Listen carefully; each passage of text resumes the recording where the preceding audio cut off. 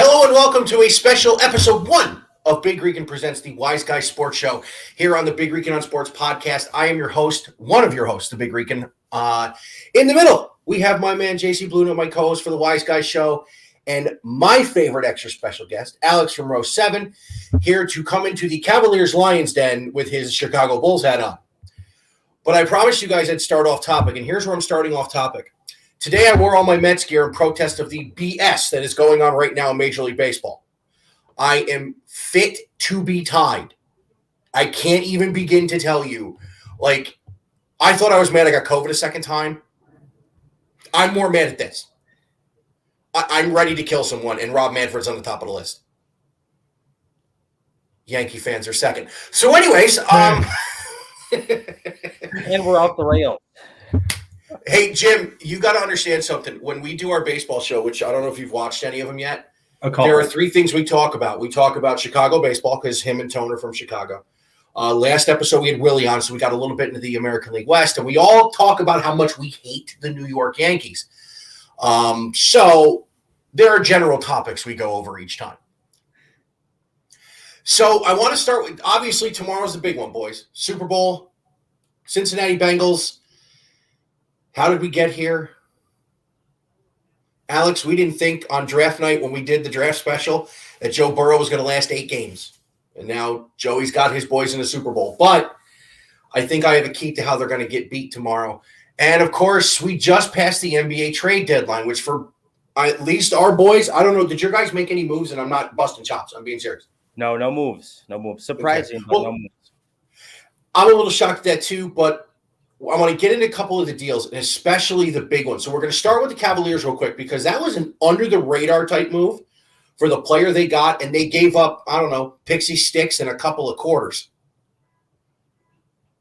Ricky Rubio's expiring contract. Was there draft capital in that deal, Jim? There was, I think there were a couple of protected late first-round picks. I think something like that. Yeah, it's they really. I actually have it here. They really only kind of gave up one in June or July's draft, whenever it's going to be. But they actually still have both picks for next year and also in 24. So they really didn't give up that much. And here's the best part: if you read what's going on, Ricky Rubio plans to re-sign with the Cleveland Cavaliers in the offseason. So really, for a song and dance, the Cavs have added Caris LeVert, and he has been as good as advertised to start this run. Coming off the bench, which I think is a really smart move, by the way, especially with the way he can spell Garland now with the back issue. So, Jim, I want to – actually, you know what, Alex, I want to start with you with this one. And I'm asking you this as just a basketball guy in general. And this is not something, now mind you, the Cavs have won 34 games for the first time in a season without LeBron James since 97, 98. Since, Jim and I were in college. Mm-hmm. Do you know how long ago that was? 10-ish years ago or so, ballpark? You're a wonderful human being, and we like you that much more.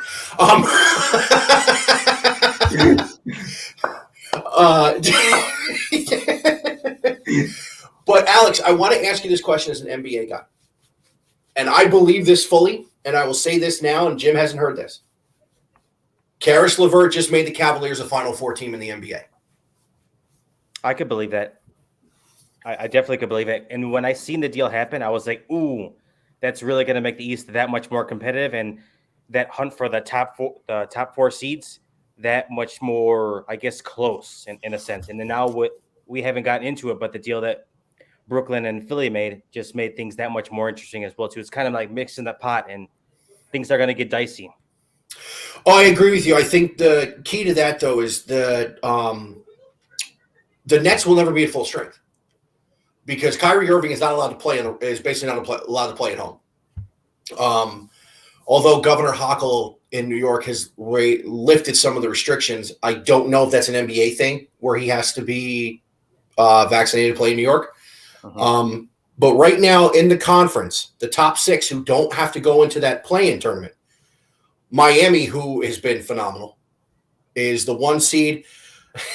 Jim, I can't believe I'm saying it. The Cleveland Cavaliers are the 2 seed in the East right now. And he puts the hat on. I love it. Listen, if you didn't make me this, I'd wear the Cavs hat tonight. And I was having a good hair day too.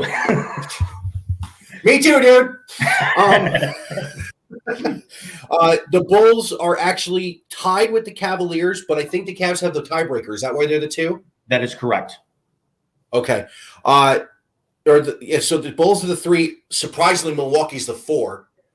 The 76ers are the 5, and the Toronto Raptors are the 6, with Boston, Brooklyn, Charlotte, and Atlanta making up that final 4 teams that would go into the play-in to get to the regular set of the playoffs. So, Jim, I'm going to pop to you now, and I'm going to ask you this question. As currently constituted, in the 2 seed, can they get to the finals against possibly Miami? I would actually think they'd end up playing Milwaukee at some point in time. But can this team get to the conference finals? Without a doubt. Without an absolute doubt. Is because Lauri Markkanen, from everything that I'm reading, is due back off of his high ankle sprain just after the All-Star break, which is here next weekend here in Cleveland. Which actually that's going to add, his range, his size. It's also going to be able to try and limit Jared Allen and Kevin Love and Evan Mobley's minutes a little bit because then they don't have to rotate in Ed Davis, so they can actually give somebody who's got that inside out versatility. And the other thing is that with LeVert, keep in mind when you looked at Colin Sexton very earlier in the year, Sexton held the ball, but Sexton was very, very smooth, could slash to the basket, could get a shot from anywhere, and was just a stone cold killer.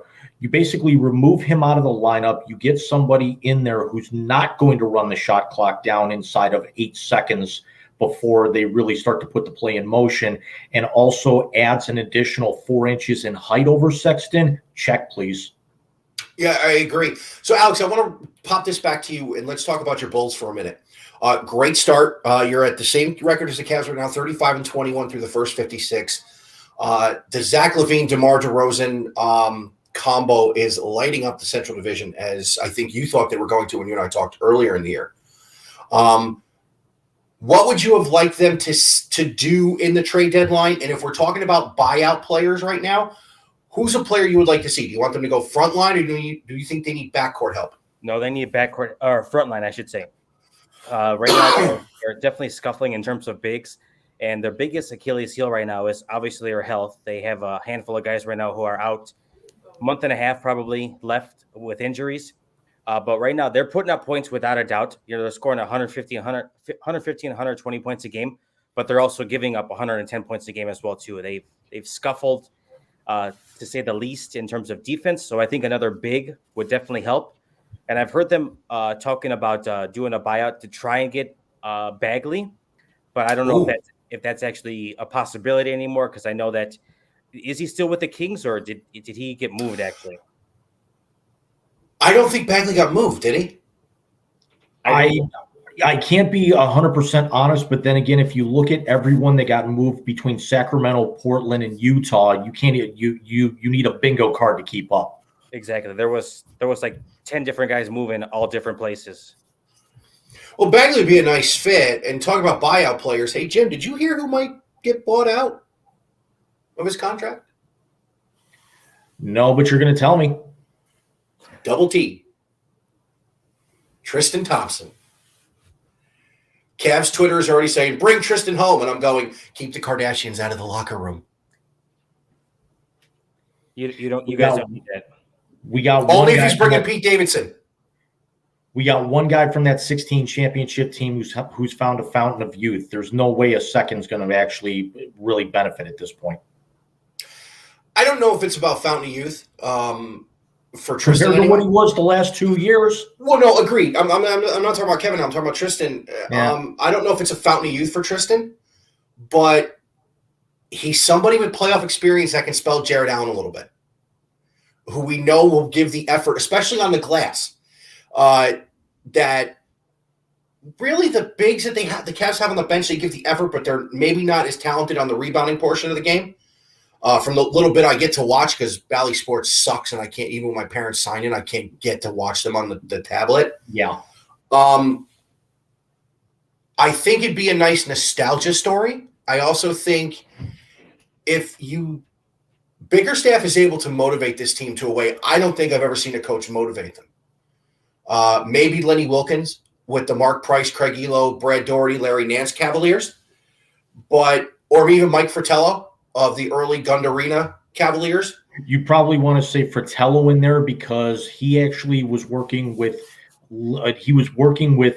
very limited versions and kind of towards the back end of Lenny's crew, where Lenny still had on paper, top to bottom, the most talented Cavs roster in franchise history. Until this one. So let's jump off the Cavs. Like I said, Jim, when you and I do our second show in a couple weeks, we'll really do a deep dive on our boys. And Alex, we got baseball coming up because I'm getting angry. I can't do it. I'm done. I mean, with you. So let's talk about the big moves. Let's talk about the Brooklyn Nets sending James Harden and a host of other stuff to the Philadelphia 76ers for Ben. I can't shoot a three to save my life, Simmons. Let me ask this question. Is Ben Simmons' arrival in Brooklyn sending the message that Kyrie Irving's days are numbered? Jim, I'm going to start with Alex because you and I both can't stand this man anymore. So, Alex, is this a sign to the league that Kyrie Irving is going to not be a Brooklyn Net for much longer? I think there's a possibility, but I think it's kind of slim at the moment. I need to see exactly where they end up as the season kind of goes on and where they end up in terms of being a playoff team or not a playoff team. That could make a huge decision into it. But if you were to be moved or whatever it may be, I'm curious to get your perspective on it. You know, having that connection to him at one point when he was a Cav.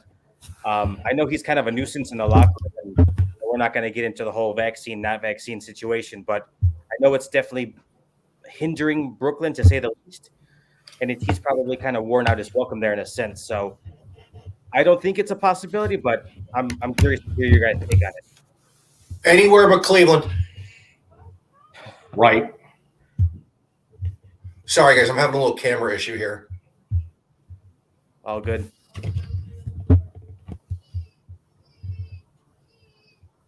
Jim, what's your take on it? Where's your head at with it? First of all, he's not coming back to Cleveland, especially after that story in the news where the fans went after him when he was here a couple of weeks ago. I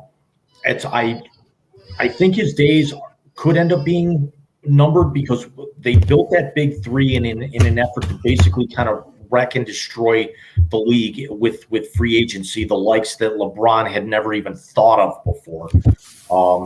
But if you think about it, you know, Durant is never healthy. It's in the last few years since he tore that ACL. Harden gets moved. Kyrie's gone from Cleveland to Boston to Brooklyn, and he's worn out his welcome very, very quickly wherever he's been. So this is something where I don't think it's a 19 guys, one ball thing. I think it's more of a character and an ego thing that something's going to catch up with him and Simmons. They're going to actually put on a good face, but they're not going to get along. Something's going to come up. I agree with you. And the thing about Kyrie that you and I have talked about before is my background just kind of went away because the camera's being stupid. Sorry about that. The thing about Kyrie that's always annoyed me, besides the fact that, he went to Duke and he's a flat earther, he let I love that smile.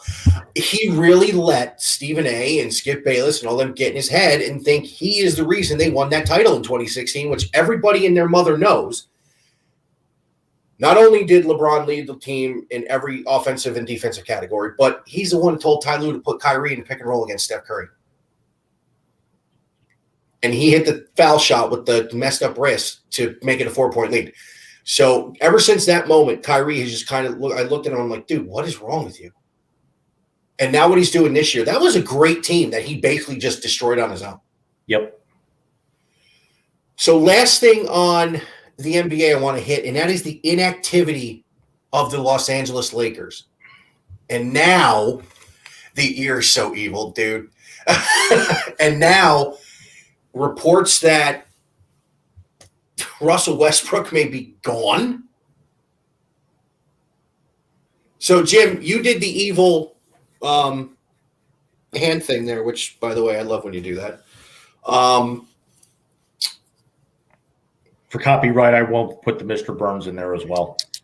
Yeah, don't do that. Not that. Listen, The Simpsons probably predicted you and I would do this 10 years ago. But in all seriousness, is this the end of maybe one of the greatest eras of a player making everybody around him better? Has LeBron reached the end of that, or is this all on Russ? That's a hell of a question, buddy. I just pulled it out of the air, too. I'm pretty impressed with myself. Sorry. I gotta say, if we're talking, it's on LeBron column A, West on West column B. Okay. It's no. I'm asking. Is that kind of how you're phrasing it? I'm basically phrasing it. Is the Russell Westbrook experiment the one that ends the notion that LeBron makes everybody around him better? Because Russ has played like garbage. The experiment has been a flat out failure in my opinion. It's I mean, there's really no denying that. The fact that both the LA teams, as much as they actually tried to go out and build super dynasties, are right now sitting in the play-in tournament right now and not hanging on by very much. From falling out of that, shows you everything you need to know. Is that the old guard is on their way out. You went over all the top teams in the East a few minutes ago, and look at how things have reversed. Now the West has got those teams sitting in the playoff races under 500, and the East has all the superpower talent. Yeah, which is obviously a huge shift from the last few years. So, Alex, I want to wrap up this one with you, and I want to ask you a different end of this. Rob Pelinka is the GM in LA. Rob Pelinka was given the GM job in LA because he was Kobe's agent. Do you put this more on him, or do you put this more on ownership for allowing them to basically get rid of all the young talent? I think it's a mixture of both, honestly, because when you think about what they did, you go out and you bring in Russell Westbrook, whatever you want to call him, Westbrook. That's what he's been. I'm totally stealing that, man. Go for it. He's been trending on Twitter as Russell Westbrook as of late, so that's why I've kind of taken it on him, coined it a little bit. But when you bring him in, you got Dwight Howard, and you bring everybody else in house who's kind of up there in age, has seen brighter days in years past. I kind of seen that this was going to be a failed experiment, and then when you get rid of guys, as a perfect example, because I can attest to him, Alex Caruso here in Chicago. Love him. I think he's an absolute dog, and he was a huge asset to the Lakers, even though he was coming off the bench. But you see, when you get rid of a guy like that, and you bring in somebody who, not to say that he's a terrible player, but everywhere Russ is gone, it's not really worked out in his favor. So I think it's a mixture of both.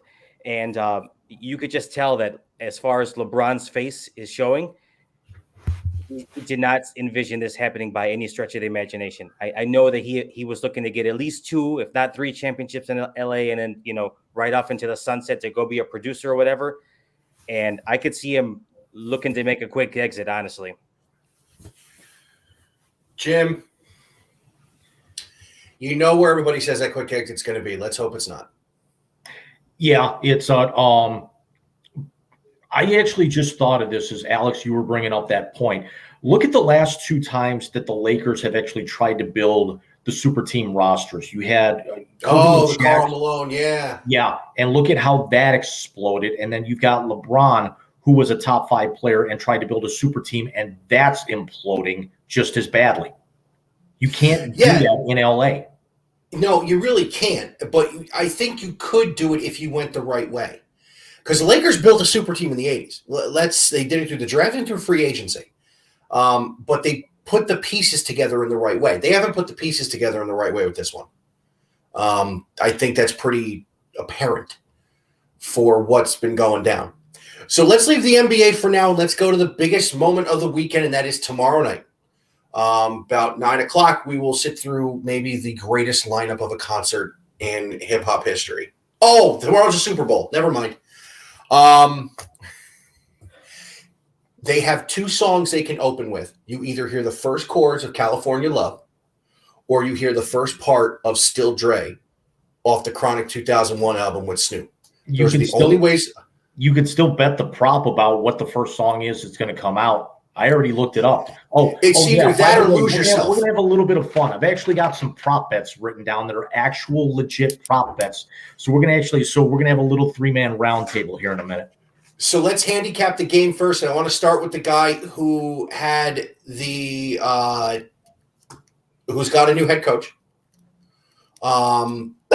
Let's start with you, and I want to know what you saw going through the playoffs for both of these teams. And actually, no, I'm going to start with me, and I'm going to start here. Didn't mean to cut you off there, Alex, but I'm going to go here. Could the Cincinnati Bengals have pulled 3 better matchups for them in the AFC playoffs? None of them top 10 in pass rush. None of them with outside of Kansas. None of them with complementary running and throwing the football. It's like they got hot at the right time and they had the perfect avenue to get into their first Super Bowl since 1988. Dude, were you even alive in 1988? I was born in 88. He's my wife's age. Okay. I remember Boomer Esiason. I remember Joe Montana saying, "Hey guys, John Candy's in the stands in the Super Bowl." I remember that one. Didn't they quote that in draft day? Yes, they did. And by the way, just on topic of one of our favorite teams, because Jim loves the Rams too. It is nice to see that Kevin Costner is no longer the best GM in Browns history. But going forward,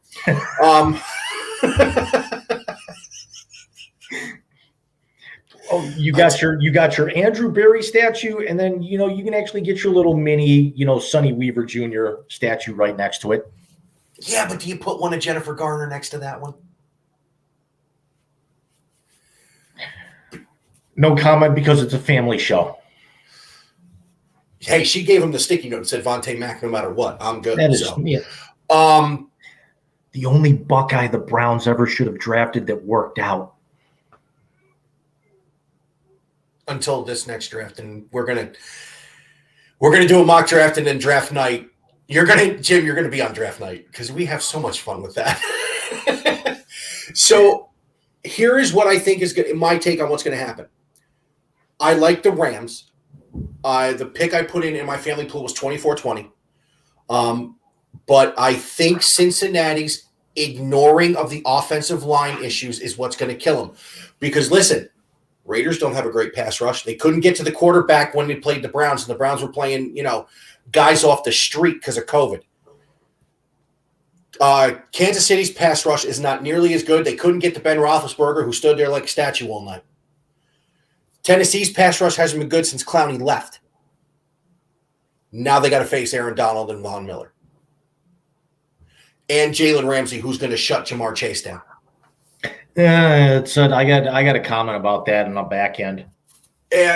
Okay, maybe not shut him down, but slow him down. Okay, I'll make the comment now. Rams, Jamar's going to get his. Jalen's going to get his, though. The problem is that you're not going to be able to double CK. You're not going to be able to double OBJ. You're not going to be able to double Van Jefferson, who just got activated today as the number 3 option, even though Tyler Higbee's not playing. He got ruled out the other day. But it's like you can't have 8 defensive backs right now against how well that team can spread the ball around. Especially with Sony Michel coming out of the backfield. So, Alex, as you can tell, Jim is a Rams guy. Neither of us are Bengals guys because we're Browns guys. Here comes the Rams hat. Here we go. Here we go. And he's legit, too, because when we were in college together, he was rooting for the St. Louis Rams. So he's legit. I go back to Jim Everett, Cleveland Gary, Jerome Bettis, Kevin Green, Roman Fife. You go back to Chris Everett? Yes. Shut up. That's the second time you brought that up in 3 months. Shut up. I'm going to flip this table over on you in a minute. That interview in the Slump Busters made Jim Rome a hero in my heart. So, Alex, I'm going to go to you, and I want to talk to you about the Bengals side of the ball. we discussed on draft night where very famously I said Joe Burrow's dead, and Tone came back on and said, what the hell was that? When they took Jamar Chase at 5 overall instead of Penny Sewell to fix their offensive line problems. Now, he got sacked 9 times in the AFC Championship game. And if Kansas City didn't fall apart, we'd be talking about the Rams and the Chiefs. Is this the worst matchup that the Cincinnati Bengals could have gotten in the Super Bowl? I believe so. I think, and granted, that last game, the Niners and the Rams was extremely competitive. I didn't envision it to end that way. I was kind of going. I said Rams like all the way, honestly. But in terms of the AFC side, where we're headed on this, I don't believe that Joe Burrow and company are ready for this front four that the Rams are going to bring to the table, and the way that they're going to mix it up and potentially put Leonard Floyd and Aaron Donald on one side, or Von Miller and Leonard Floyd on one side and Aaron Donald on the other side. They do not know what's coming, and I think it's going to be a competitive game. But I think that Joe Burrow is going to see quite a bit of sacks, and I'm talking potentially upwards of 7. And listen, what the Rams bring, Jim, and going to you now from the Rams perspective, the Rams bring a Super Bowl MVP on the defensive side of the ball. We can probably name on one hand the guys who have won the Super Bowl MVP on the defensive side of the ball. That I can remember, it's him and Ray Lewis. And we got the special teamer and my favorite college commentator, and Desmond Howard. And Larry Brown. But Larry Brown, yep. But honestly, since we graduated high school, that might be about it. Yeah, that's a long time too. Hey. Considering my senior year was Favre's championship. Yeah. And yours was yours the last Cowboys one? No, because the Cowboys' last one was 94. I was 96. Was that San Francisco, San Diego? Yes. So you're the Steve Young championship. Okay. Mm-hmm. So, Jim, let's go to the offensive side of the ball, and let's talk about a quarterback who's got turnover issues.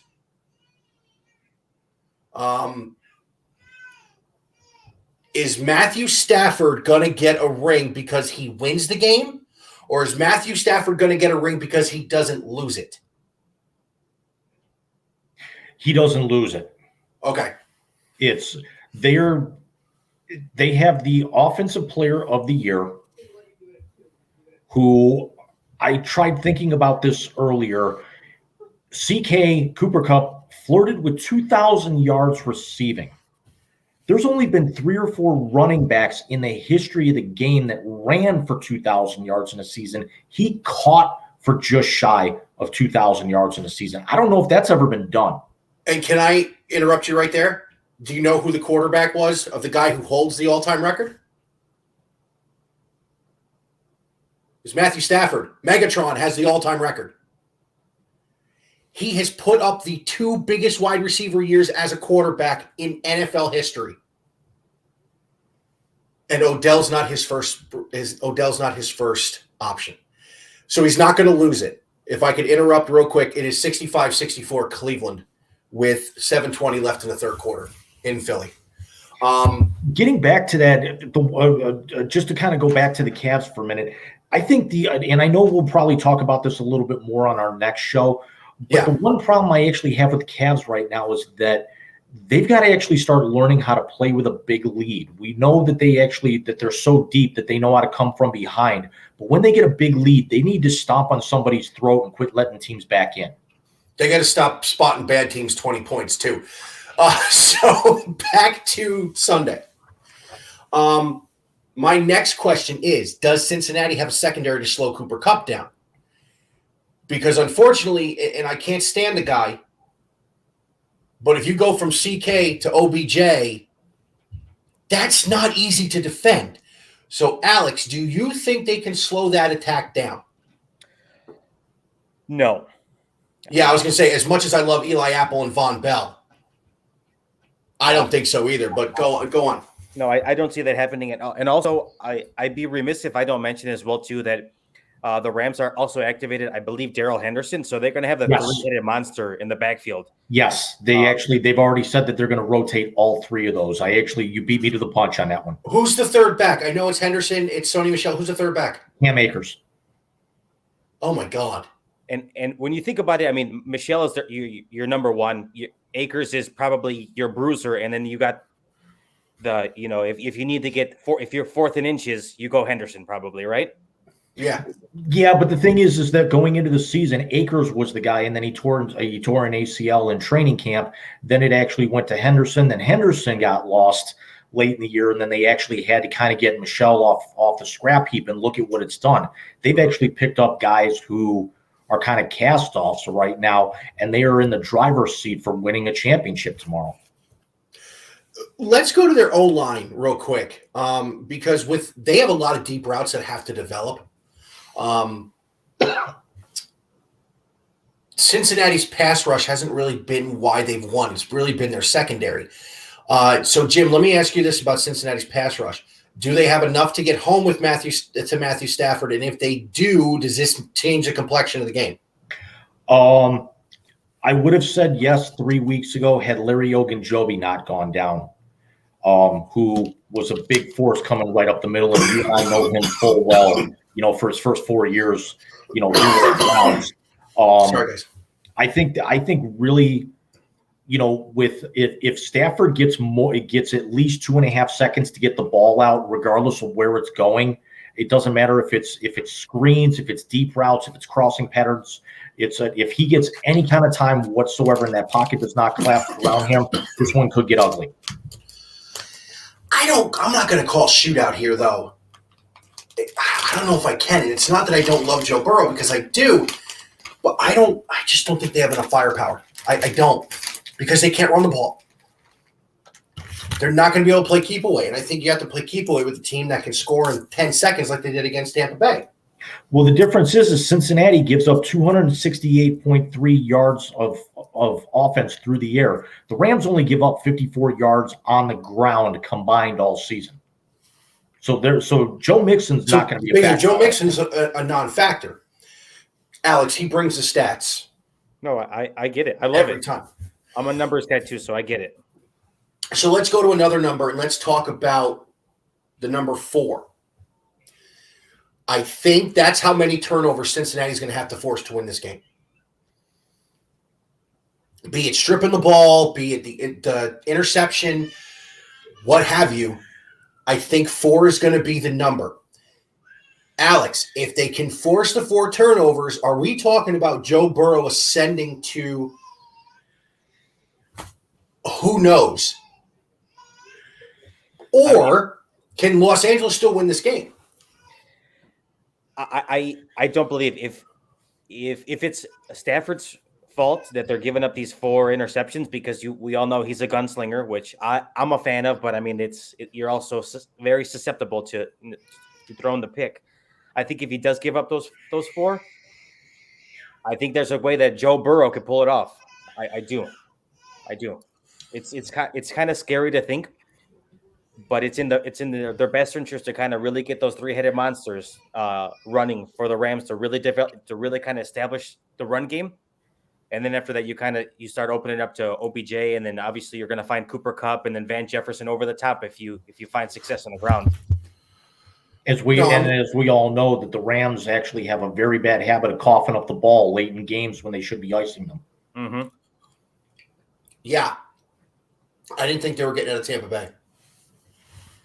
I didn't. I'll be honest with you, and I can't stand him. We all know that.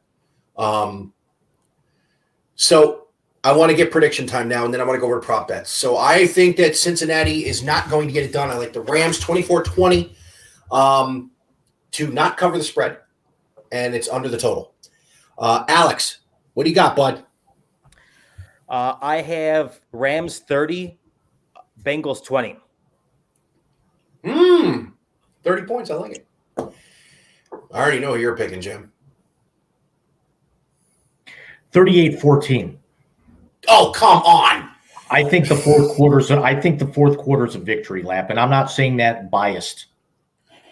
Really? You think there is nothing on paper between these two teams, and I've said it before and I'll say it again, and I'm going to rip off the Kilborn line. As we all know, games are not played on paper, they're played inside television sets. There is nothing on paper between these two teams that makes me think that Cincinnati's got any kind of shot in this game. Because also, here's the other thing that a lot of people are forgetting about, the intangibles with the crowd factor. Cincinnati only has 9% ticket sales. The Rams are actually at 31% for this game. Cincinnati is the home team, technically, because it's an odd number, because it's an even numbered Super Bowl. This is a home game for the Rams. They're looking to make a point. They built this team for this reason. Yeah, and the other cool thing is we had all those Super Bowls in the last 2 years. We finally get two teams in their own building to play in a Super Bowl, which I think is cool. All right, so one other thing I think is going to happen. Oh, Alex, what's up? Well, really quickly, my MVP pick, OBJ, redemption game. That was going to be one of my prop bets. It's Mike. Who you got for MVP? Yep. Well, I personally think the Super Bowl MVP is the stupidest award ever given in the history of the world. My reasoning behind that is, I will ask you boys a trivia question. In Super Bowl III, the greatest upset in NFL history, who threw the only touchdown pass?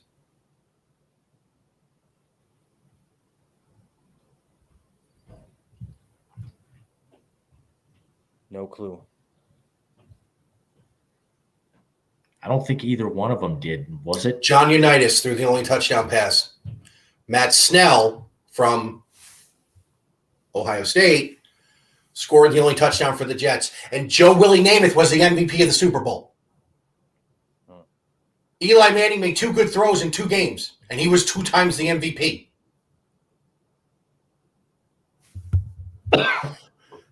If the Rams win, which I think they will, it's going to be either Stafford. Actually, you know what? No, I'm going to say it. It's going to be Aaron Donald. Because I think it's going to be like from Remember the Titans when Julius knocked quarterback down. He told him to get real comfortable. Yep. I think Aaron Donald's going to do that to Joe Burrow. I got AD as well, and I'll say this. I'll say this right now. Donald wins the MVP tomorrow night. He's only in his 8th year. He just turned 30. He's already a Hall of Famer. Yeah. 3-time Defensive Player of the Year, 7-time All-Pro, Super Bowl MVP, played in 2 Super Bowls in 5 years. Come on. He'll have 100 sacks in the first game. He'll have 100 sacks for his career with the opener next year. He's at 98 right now. Oh, wow. Jeez. Nobody's catching Bruce Smith, but but Donald's going to give him a hell of a run for his money. Speaking of Bruce Smith, I would like to let Alex know something. We all have seen the new name of the Washington team.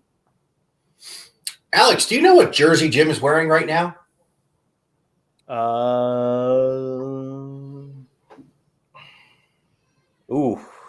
Is that? I actually do not know. That is a Shane Falco Washington Sentinels jersey.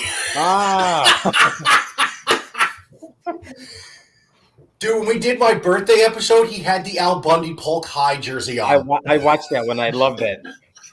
I loved it. I think the Washington team missed out big. Plus, if you've seen all the Commodores memes of Lionel Richie in a football uniform. I made the joke all over Facebook and Twitter this week is that if they actually wear that all red, you can actually call them the commies because Dan Snyder is still their owner. Ooh. Jim, I know you're a wrestling fan, but you don't need to come off the top rope like that. That's just wrong, man. That's wrong.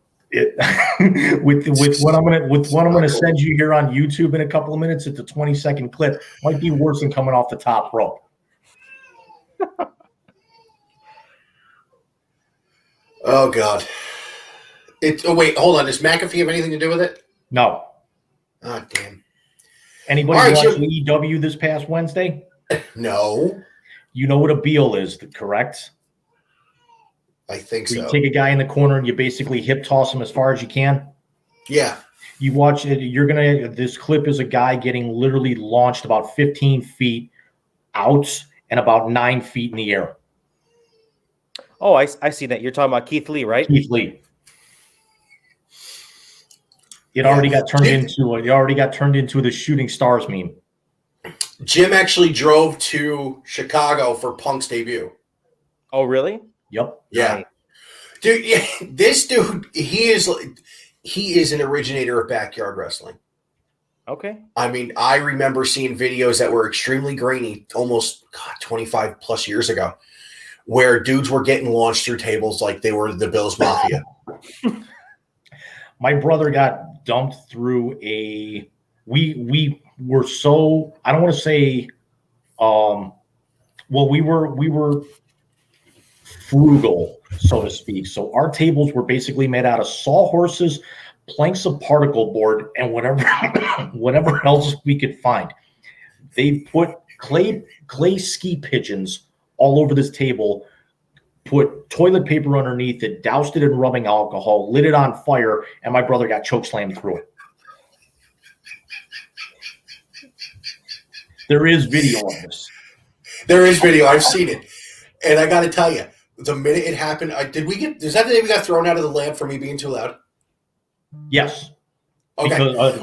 Because remember, I think also you saw the releases that we had to sign to get on that national video. Yep. Yeah, we got thrown out of the computer lab in college because I think I yelled "holy" at the top of my lungs when I saw his brother go through that lit table. That's how long we've known each other. So, Jim, let's get to the prop bets. All right.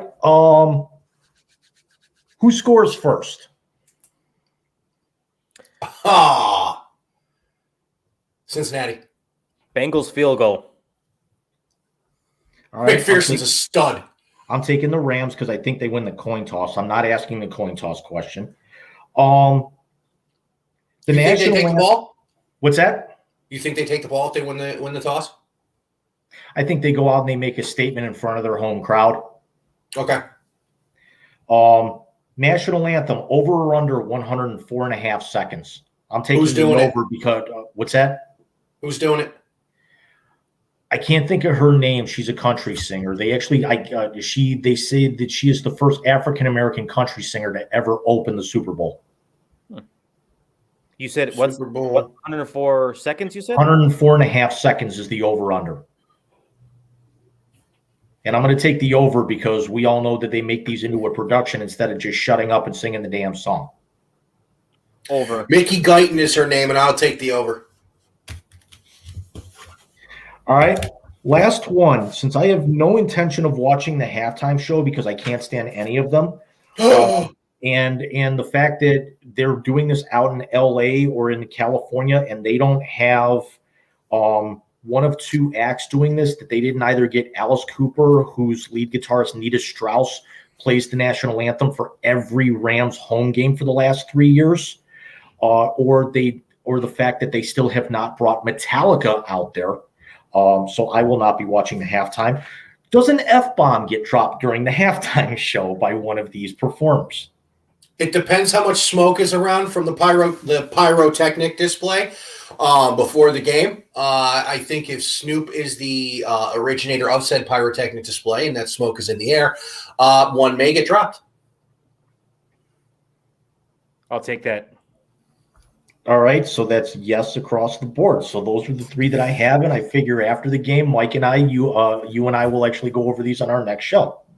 We will go over them on our next show, but I want to see if I can find one other one that I wanted to, a couple other ones that I want to get into, because this is just going to get stupid. I think really my deciding factor for this, because we all know that they both offenses are going to get theirs. They both scored up 460 points during the regular season. If you look at the Rams, Stafford, OBJ, Ramsey, Whitworth, Kupp, Donald, they're all looking basically for validation. And when you've got that many guys who are potential, Hall of Famers down the road, if not, guys like Whitworth and Stafford right now, and Donald with a ring would basically be Hall of Famers. I don't see how they lose this game. No, I gotcha. Let's see here. First of all, who's doing? Is it Jim Nance and Tony Romo? It is no, it's on NBC. So it's Collinsworth and It's Michael called, on TV, and it is Kurt Warner and Kevin Harlan on radio. Oh, I like that. And they have Michelle Tafoya, and I can't think of who's the other one on the sideline. And then they've got Mike Golick on this. It's Michelle Tafoya and Catherine Tappan, who's been doing the hockey and some of the Olympic coverage. So they're on the sideline. Mike Golick's on the sideline on radio, and I can't think of who's paired with him. Senior or junior? Senior. Nice. All right, so here's a prop bet for you guys. Who will be mentioned, or what will be mentioned first during the Super Bowl MVP speech? Team or teammates, city or fans, God or religion, family, coaches, or the owner? Team or teammates? It's got to be. Oh, the first thing someone's going to say is all glory to God. I think God as well. All right. Here's a question. What commercial is everybody looking forward to?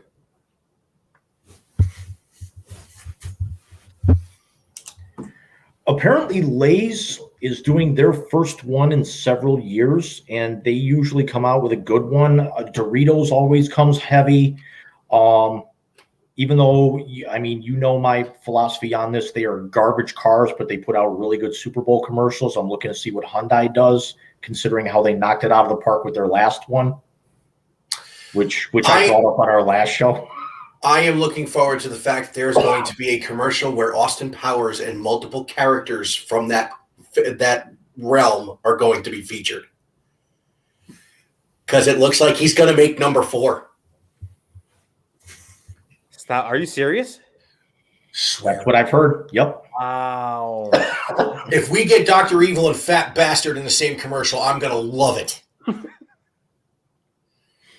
I did see something about that there was going to be a commercial. Apparently, also Pringles has got one that they said that people are going to be kind of turning their ears on, because I think they're like redesigning their can so you don't get your hand caught in it anymore.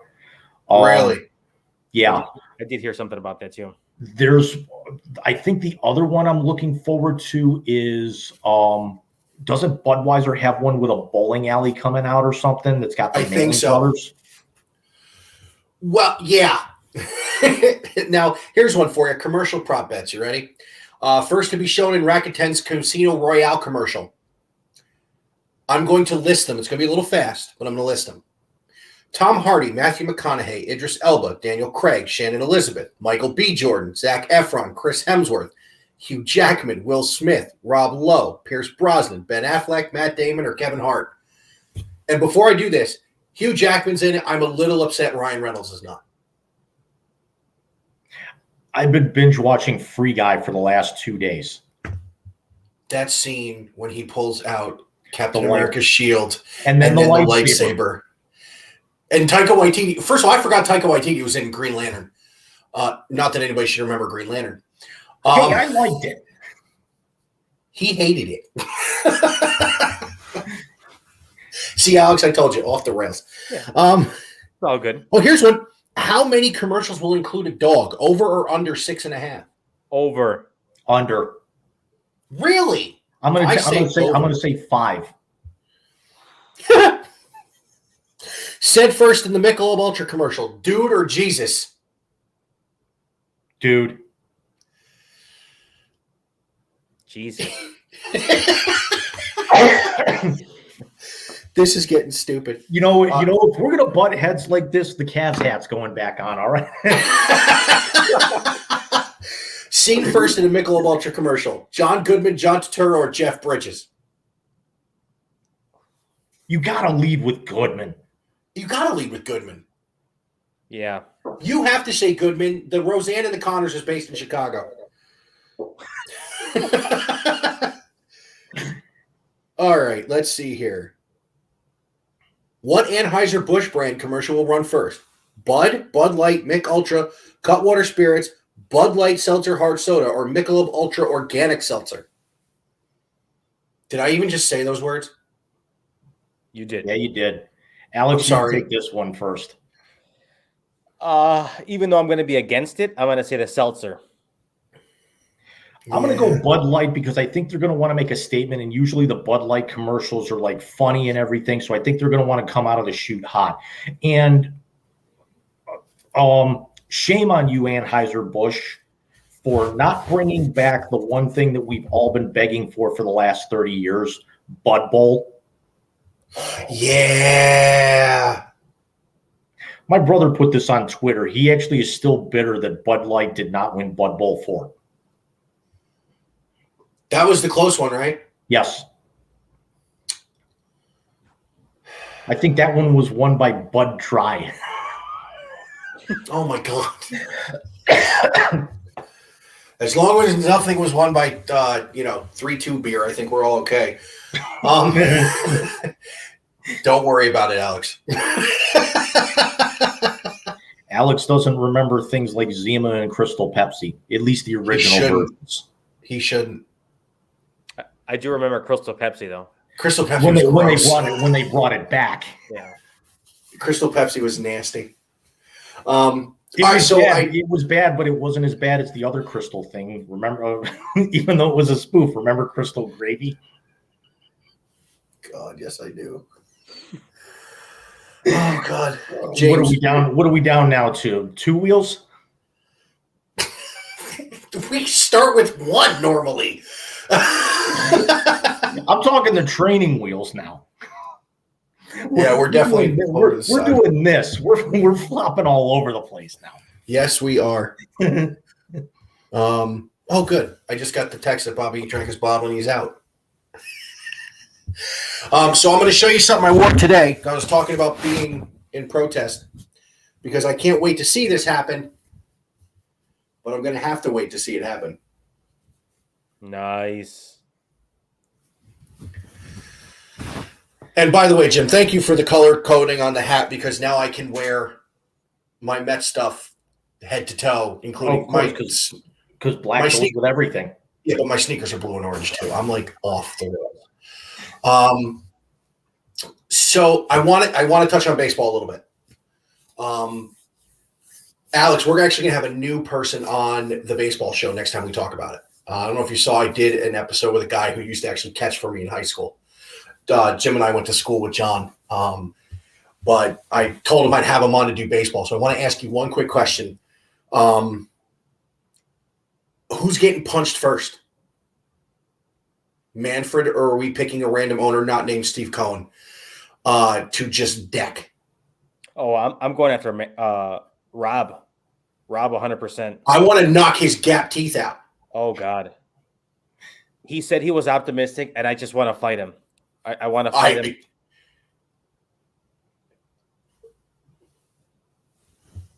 I usually like Valentine's Day because that's when the Mets report.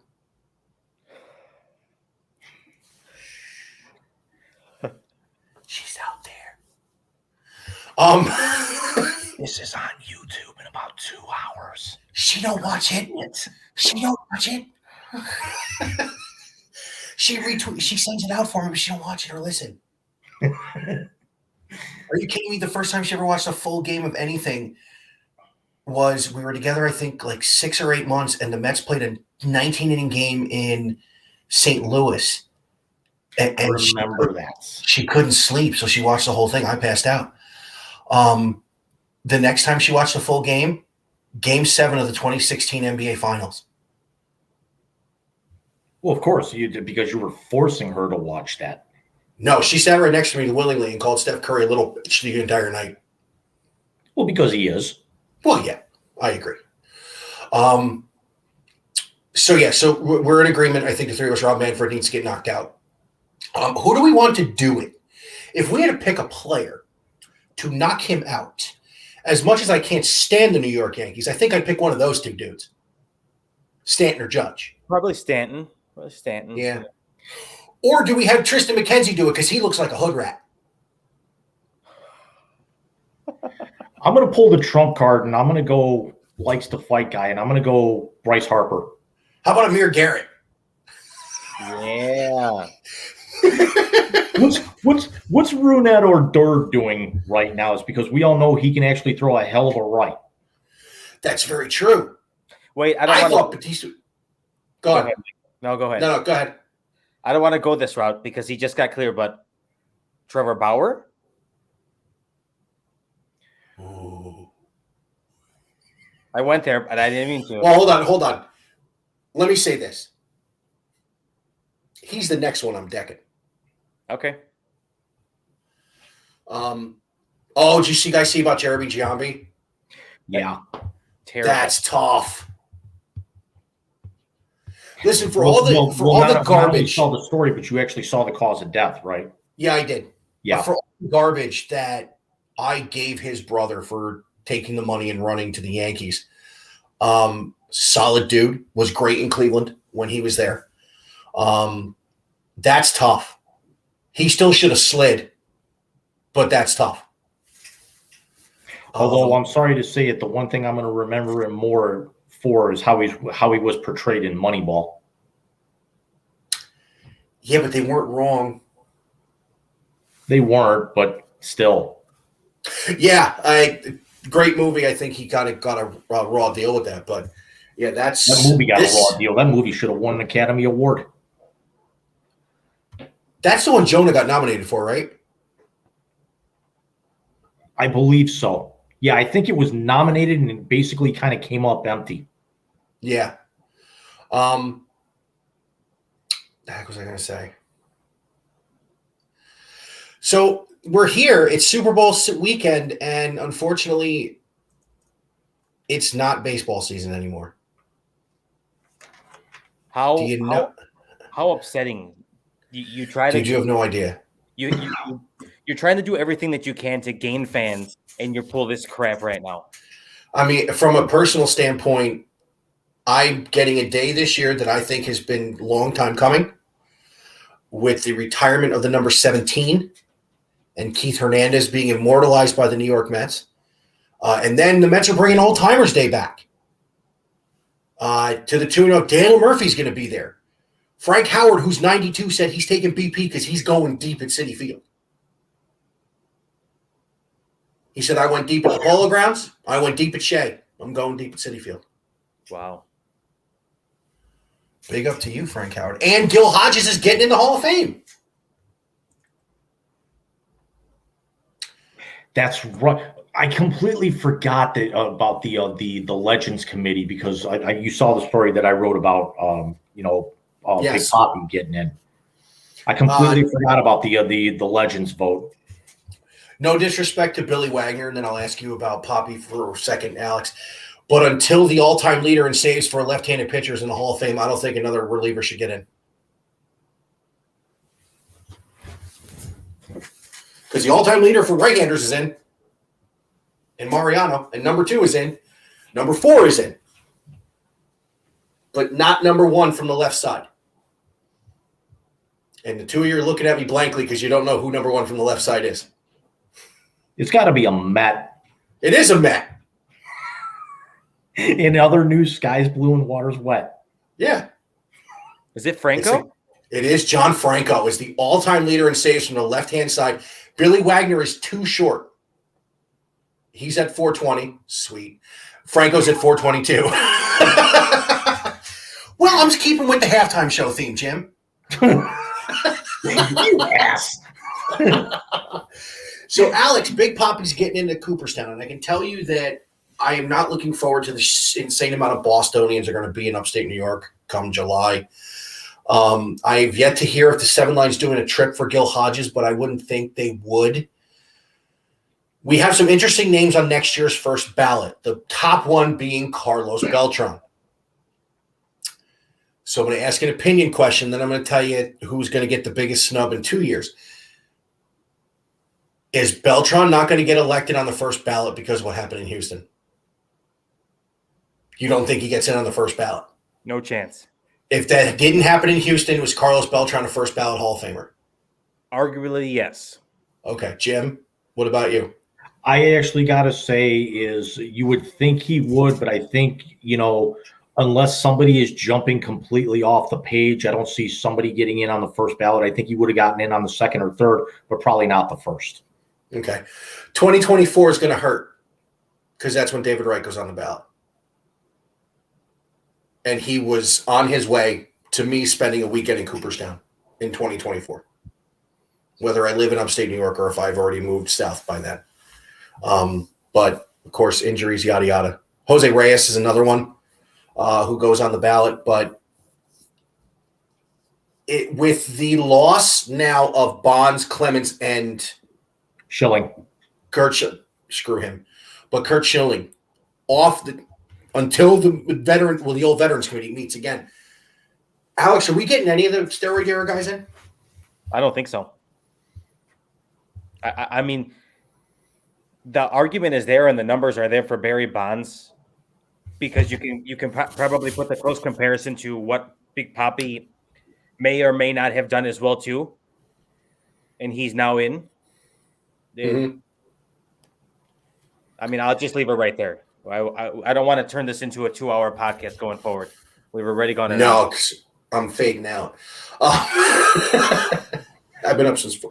I slept for like an hour earlier, but I've been up since 4 o'clock. Yeah, I got to put the ribs on before I go to bed tonight. Ooh, you're slow cooking them? Yeah, it's Coke, dry rub, barbecue sauce, slow cooker, 8 hours. Hell, it might even be breakfast tomorrow.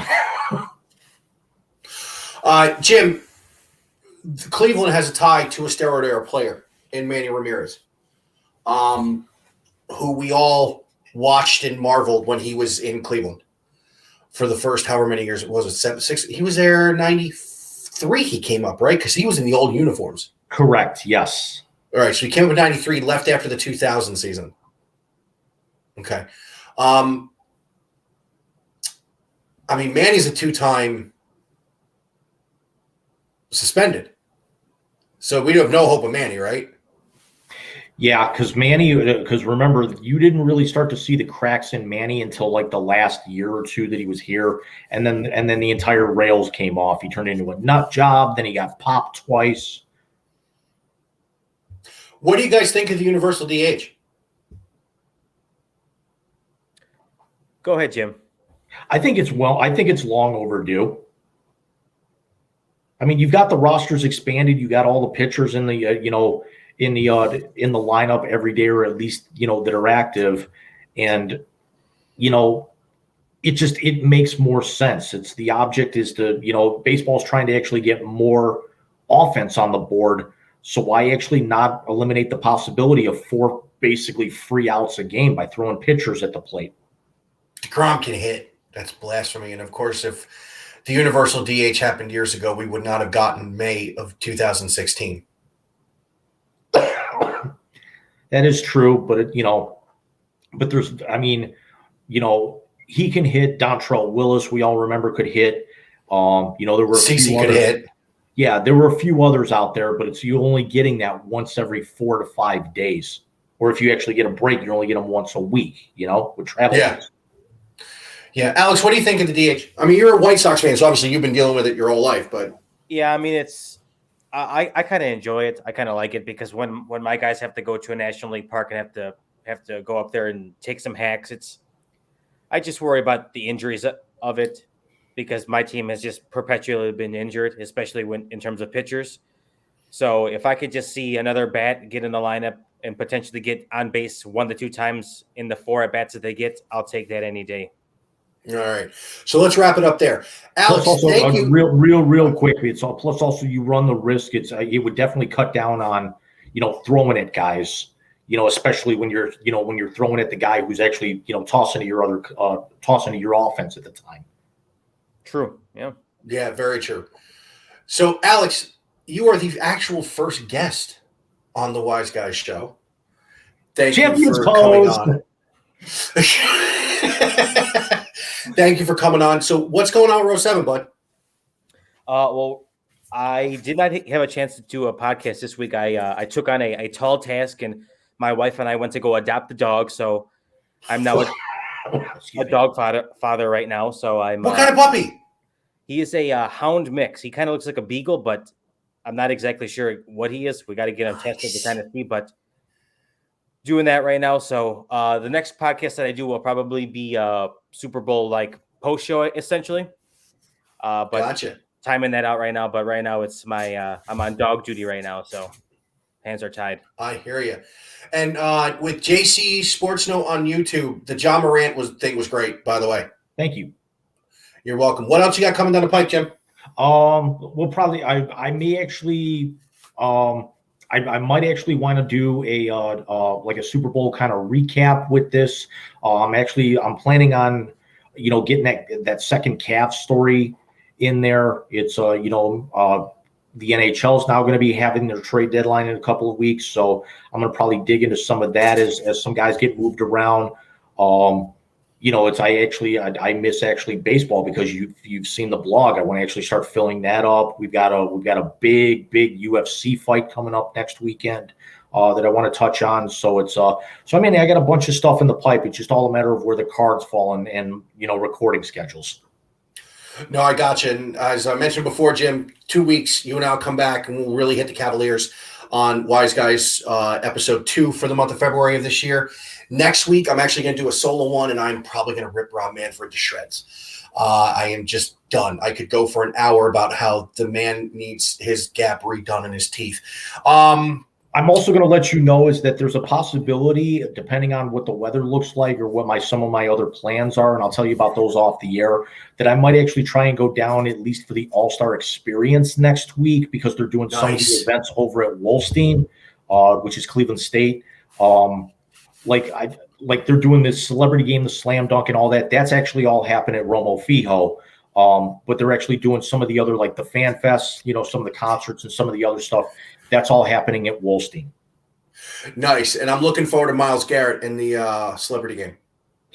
Somebody actually is putting out an early prop bet about, over and under on dunks for him. Cool. And by the way, when we were talking about where LeBron may want to land, did you notice who his first reserve pick was? Second, actually. Was it a second? It was Darius second. Garland? Yeah, I watched it this morning. Luka was his first. And then and I love actually the one thing that I love more is, LeBron, even though he's still very, very, loyal to this area, sure, he went out and got it, but he pissed KD off doing it even more, which is never a bad thing. That's very true. So outside of that, we're going to have another episode of the Wise Guy Show coming up in a couple of weeks. Next week, when I'm yelling at Rob Manfred, I will do a follow-up on the Super Bowl. And thank you, everybody, for bearing with me. Like I said, COVID hit me right in the face for the second time in less than a year. And the baby was down for like 3 days. I was down for 10.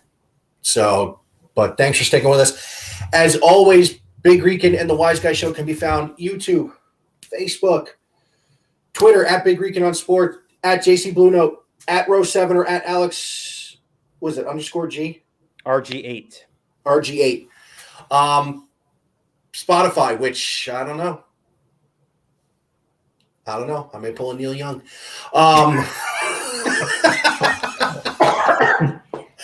Anchor, Breaker, Pocket Cast, Radio Public, Google, and again, ask Alexa to play Big Rican. Gentlemen, thank you so much. Jim, I'll see you in a couple weeks. Alex, we got baseball coming up, God willing, very soon. We got to get back on it.